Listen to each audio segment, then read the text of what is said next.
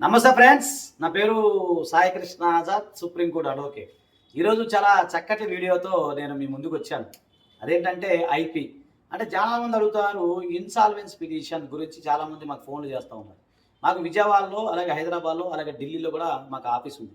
So మీకు ఏదన్నా కూడా లీగల్గా అపాయింట్మెంట్ కావాలి అంటే మా నెంబర్ 9948090355 నెంబర్కి మీరు కాంటాక్ట్ అవ్వండి. ఈరోజు ఇన్సాల్వెన్స్ పిటిషన్ మనం చూసాము. చాలామంది అప్పులు ఎక్కువైపోయి, చాలామంది ఈ రోజుల్లో చూసుకున్నట్లయితే అప్పులతో సతమతమవుతూ ఉంటారు. అలాగే తర్వాత కొన్ని సందర్భాల్లో అప్పులు కట్టలేని స్థితిలో ఉంటారు. నేను చెప్పేది నిజాయితీగా ఉన్న వ్యక్తుల గురించి మాట్లాడుతున్నాను, అంతే తప్ప మోసం చేసే వ్యక్తుల గురించో లేకపోతే వేరే వ్యక్తుల గురించి కాదు. దయచేసి ఇది మీరు గమనించండి. సో బిజినెస్ అన్న తర్వాత సహజంగా వ్యాపారంలో నష్టాలు లాభాలు అనేది కామన్.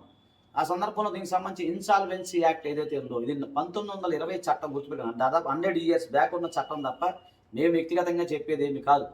చాలామంది ఏంటంటే ఇదేంటి ఇలా చెప్తున్నా అనుకోవచ్చు.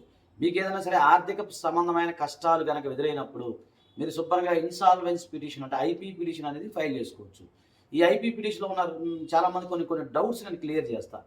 ముఖ్యంగా ఇన్సాల్వెన్స్ పిటిషన్ పెట్టినంత మాత్రాన చాలామంది నన్ను అరెస్ట్ చేస్తారా, థర్డ్ డిగ్రీ చేస్తారా అని అడుగుతూ ఉంటారు. అలాంటిది ఏమి ఉండదండి. ఎవరైనా సరే ఇన్సాల్వెన్స్ పిటిషన్ ఫైల్ చేసినంత మాత్రాన మిమ్మల్ని అరెస్ట్ చేసి పోలీసులు కొట్టాలు తిట్టాలు అలాంటివి అయితే ఏమీ ఉండవు. ఒక పాయింట్. ఇక రెండో పాయింట్కి వస్తున్నాను.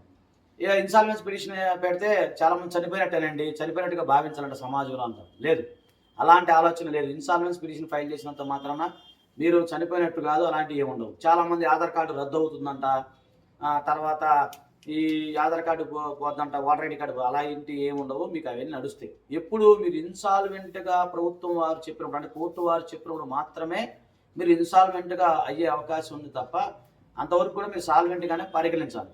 సో ఈ ఐపీ పిటిషన్ ఫైల్ చేసిన తర్వాత జరిగే పరిణామాలు ఏ విధంగా ఉంటాయంటే ఎవరి దగ్గర అయితే మీరు డబ్బులు తీసుకున్నారో వాళ్ళకి సంబంధించిన వ్యక్తులకి నోటీసులు వెళ్తాయి.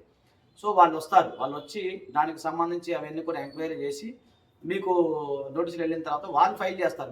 మీ దగ్గర డబ్బులు ఉన్నాయని చెప్పి మీరు డబ్బులు లేవనట్టుగానే మీరు ఫైల్ చేయాల్సి ఉంటుంది. సో ఈ విధంగా ఈ ఐపీ పిటిషన్ అనేది దాఖలు చేస్తారు. దీన్ని అనుభవించిన న్యాయవాదిని మీరు సంప్రదిస్తే అన్నీ అతనే చూసుకుంటాడు. ఓకేనా ఫ్రెండ్స్, దయచేసి ఈ వీడియో అందరికీ షేర్ చేయండి. మీకు ఏదైనా అపాయింట్మెంట్ కావాలంటే మా నెంబర్ 9948090355 నెంబర్కి ఫోన్ చేయండి. థ్యాంక్ యూ, నమస్తే, జై హింద్.